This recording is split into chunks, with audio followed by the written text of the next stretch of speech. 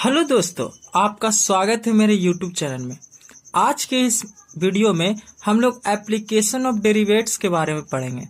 तो पहले हम जानते हैं कि एप्लीकेशन ऑफ डेरिवेट क्या होता है। तो एप्लीकेशन का मतलब होता है उपयोग, और डेरिवेट का मतलब कह सकते हैं डिफरेंशिएशन। इसका कहने का मतलब है कि हमारे लाइफ में डिफरेंशिएशन का कहाँ उपयोग किया जाता है, इसके बारे में हम लोग पढ़ेंगे। हमारे आम जिंदगी में डिफरेंशिएशन का उपयोग किस प्रकार करते हैं उसके बारे में। तो कुछ एक एग्जांपल लेते हैं और उसको धीरे धीरे हम लोग समझते हैं। जैसे कि मान लीजिए कि आप एक नदी है या एक तालाब है, तो उस तालाब में जब आप किसी कंकड़ को डालते हैं तो वहां पर इस प्रकार का वेव उत्पन्न होता है। ठीक है, तो इस प्रकार का वेव उत्पन्न होता है। यहाँ पर दो चीज बढ़ रहा है। एक चीज बढ़ रहा है उसका रेडियस, उसके साथ साथ उसका सरकमफेरेंस अर्थात उसका परिधि, और उसके साथ साथ उसका एरिया भी बढ़ रहा है। तो इस प्रकार बढ़ रहा है तो आप एक चीज का उपयोग करके बाकी मतलब सरकमफेरेंस, परिधि को और क्षेत्रफल भी किस गति से बढ़ रहा है उसको पता लगा सकते हैं। इसको एक एग्जाम्पल से देते ताकि हम लोग समझ पा दें। एक एग्जाम्पल ऐसा है कि मान लीजिए हम किसी कंकड़ को या किसी स्टोन को, पत्थर को, छोटे से पत्थर को एक तालाब में फेंकते हैं, और तालाब में फेंकने के बाद वो जो वेव बनता है वृत्ताकार सर्कुलर, उसका त्रिज्या जो है वह 2 सेंटीमीटर पर सेकंड की दर से बढ़ रहा। इसका कहने का मतलब आपका दिया है dr/dt, जहां पर r आपका क्या चीज है, तो जो सर्कुलर वृत्त बन रहा है उसका त्रिज्या, और t यहाँ पर समय है, अर्थात वहां पर जो त्रिज्या है वो 2 सेंटीमीटर प्रति सेकंड कितना सेंटीमीटर बढ़ रहा है, तो 2 सेंटीमीटर। अब कहेगा कि इसमें दो चीज आपका कहेगा। पहला कि आप बताइए कि इसका सरकमफेरेंस अर्थात परिधि किस गति से बढ़ेगा, और उसके साथ साथ उसका क्षेत्रफल किस गति से बढ़ेगा। तो परिधि निकालने के लिए तो सरकमफेरेंस जानते हैं कि वृत्त का परिधि होता है 2πr। ठीक है, वृत्त का परिधि क्या होता है 2πr। तो हम मंत्र लिखेंगे dc with respect to t, क्योंकि समय के रिस्पेक्ट में निकालना कि किस दर से बढ़ रहा।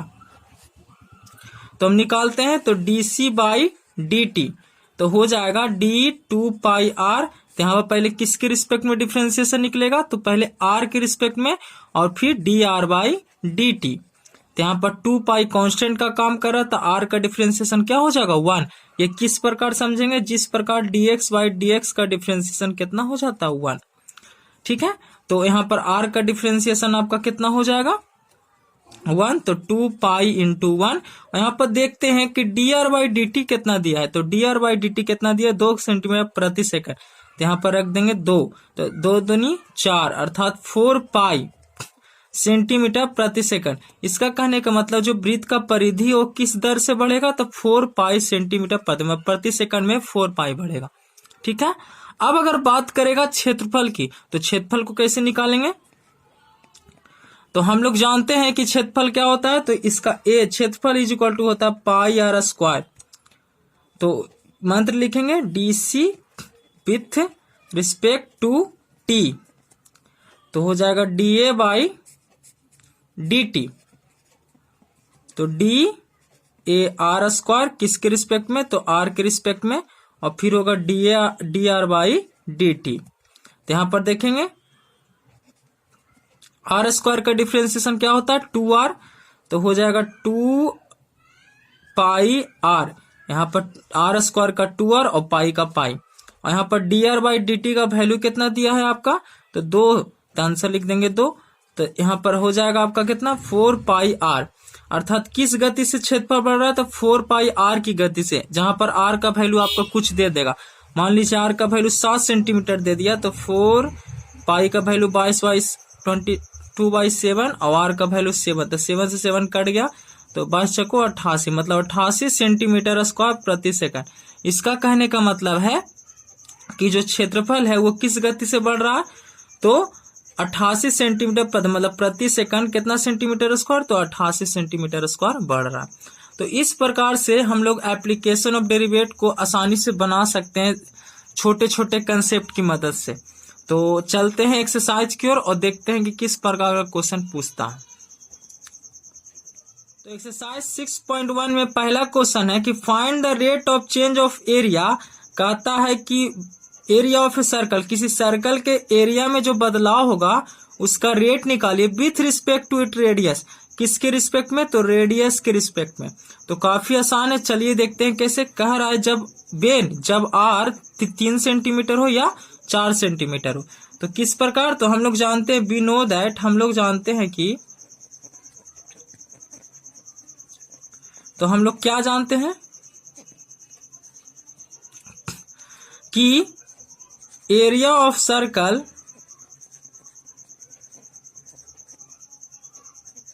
इज इक्वल टू होता पाई आर स्क्वायर।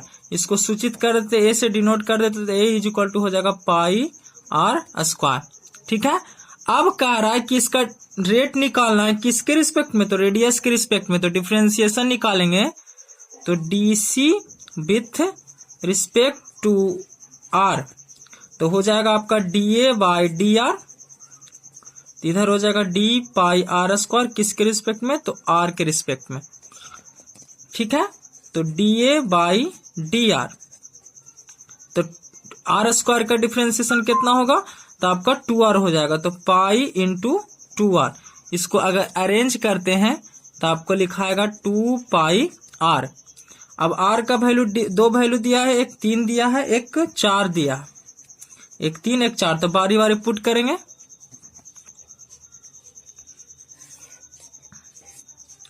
तो DA by D R is equal to आ गया 2 पाई आर। तो लिखेंगे कि when R is equal to 3 centimetre, तो डीए बाई डी आर कितना हो जाएगा? तो 2 पाई इंटू 3, तो 3 2 जा 6, अर्थात 6 पाई सेंटीमीटर स्क्वायर प्रति मीटर सेंटीमीटर। इसका कहने का मतलब उसका एरिया प्रति सेंटीमीटर पर कितना सेंटीमीटर स्क्वायर बढ़ेगा? तो 6 पाई। ठीक है। जब r इज इक्वल टू हो जाएगा आपका 4 सेंटीमीटर, तो डीए बाई डी आर निकालेंगे, तो हो जाएगा 2 पाई इंटू 4, 4 2 जा 8 पाई सेंटीमीटर स्क्वायर प्रति सेंटीमीटर। ये आपका फर्स्ट क्वेश्चन का आंसर है। नेक्स्ट क्वेश्चन कह रहा है कि the volume of cube is increasing at the rate of 8 centimetre cube प्रति सेकंड पर सेकंड। अर्थात एक क्यूब है, एक घन है, जिसका जो आयतन है वो बढ़ रहा है 8 सेंटीमीटर क्यूब प्रति सेकंड की दर से। तो how fast is the surface area increasing? तो कहता उसका जो सरफेस एरिया है, पृष्ठ क्षेत्रफल है, वो किस दर से बढ़ेगा जब उसका किनारा का लंबाई 12 सेंटीमीटर हो। फिर से एक बार क्वेश्चन रिपीट करते हैं। The volume of A cube, किसी भी घन का जो आयतन है वो बढ़ रहा है, इंक्रीजिंग इस होता बढ़ रहा, at the rate of 8 centimetre cube पर सेकंड। किस दर से? तो 8 सेंटीमीटर प्रति सेकंड की दर से। तो कहता है कि how fast is the surface area, कहेगा उसका जो सरफेस एरिया पृष्ठ क्षेत्रफल है वो कितना या किस दर से बढ़ेगा जब उसका जो किनारा हो ये कितना सेंटीमीटर हो? तो 12 सेंटीमीटर। तो जो पहले दिया है उसको लिख देंगे। तो पहले मानते हैं